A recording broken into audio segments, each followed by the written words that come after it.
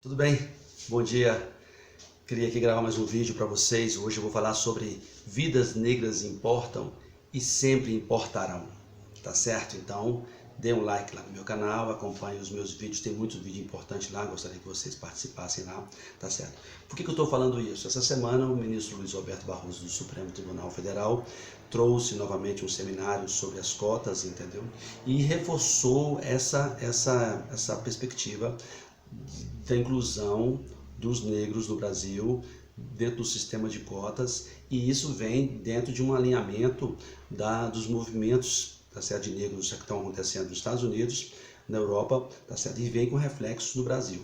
Eu tive muitos enfrentamentos. Nós temos dois julgamentos do Supremo muito importantes: o julgamento das cotas raciais, tá certo, de 20% de cota de negros no serviço público, nas universidades, e tivemos também o julgamento do ProUni, porque a questão das cotas de negros e a questão social, elas andam juntas, tá certo? Mas o movimento negro tem uma perspectiva totalmente diferente, tá bom? Ela tem uma perspectiva das medidas compensatórias, que nós copiamos do modelo norte-americano. Mas eu costumo, em sala de aula, e nesses anos todos que eu fiquei em sala de aula, enfrentar esse debate dentro de uma outra perspectiva que eu quero trazer para os senhores aqui. A perspectiva que eu trago para explicar, além dos julgamentos da igualdade material, tá certo, do processo de exclusão dos negros do Brasil, eu trago da formação econômica do Brasil. Então, o primeiro ciclo econômico do Brasil é o do pau-brasil, até 1530, que os negros não participaram. A partir de 1530, você tem a entrada dos negros para produzir no Brasil o que nós chamamos de ciclo econômico da cana-de-açúcar, que tem muitos livros que explicam isso. Casa Grande Senzala, Formação do Brasil Contemporâneo, Caio Prado Júnior, o próprio Gilberto Freire, que explica, o Sérgio Buarque de Holanda. Então nós temos vários autores que explicam esse processo de formação da Casa Grande, da Senzala, do patriarcalismo, da formação do engenho, dessas relações servis que foram construídas no Brasil, e o negro estava lá trabalhando sem ganhar salário. Nós passamos para o ciclo do ouro, também com a base econômica do negro. O negro trabalhando nas minas. Então o Brasil se fortalecendo, se enriquecendo, mandando dinheiro para Portugal, e os negros trabalhando sem receber absolutamente nada.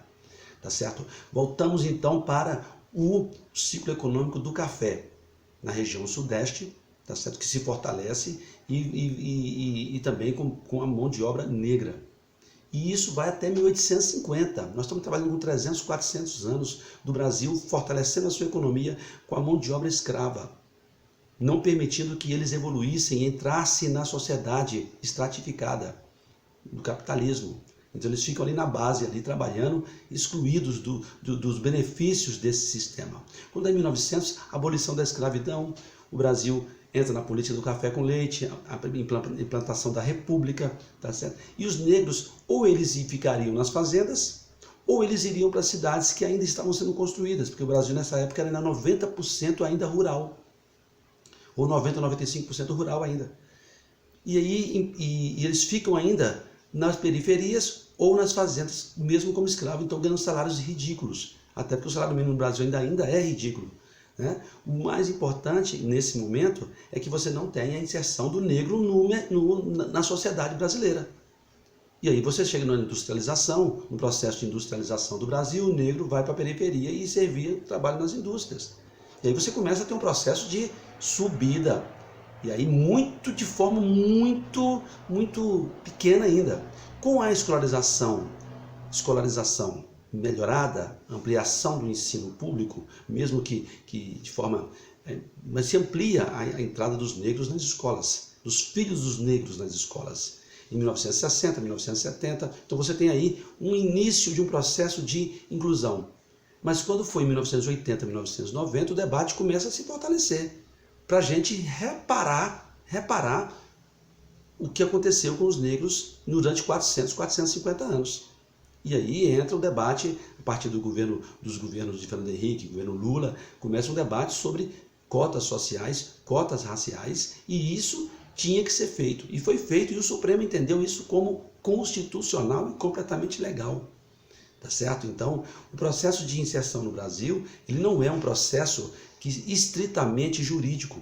Ele é um processo que tem que ser analisado do ponto de vista histórico, filosófico, da construção e das medidas reparatórias que tem que se fazer aos negros no Brasil.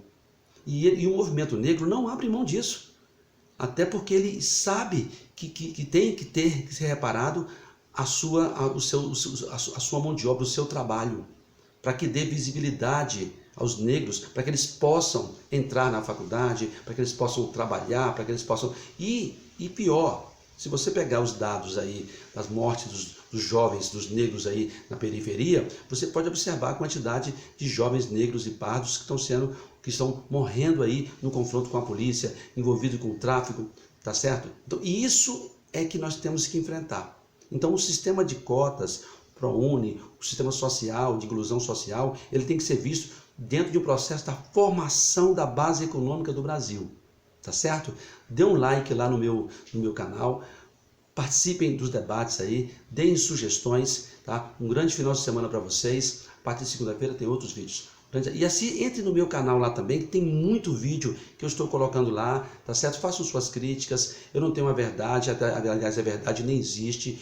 Esses vídeos são vídeos instrucionais, tentando explicar como funciona o lado jurídico, o lado histórico, o lado político das questões mais importantes que permeiam a sociedade brasileira. Um grande abraço para vocês.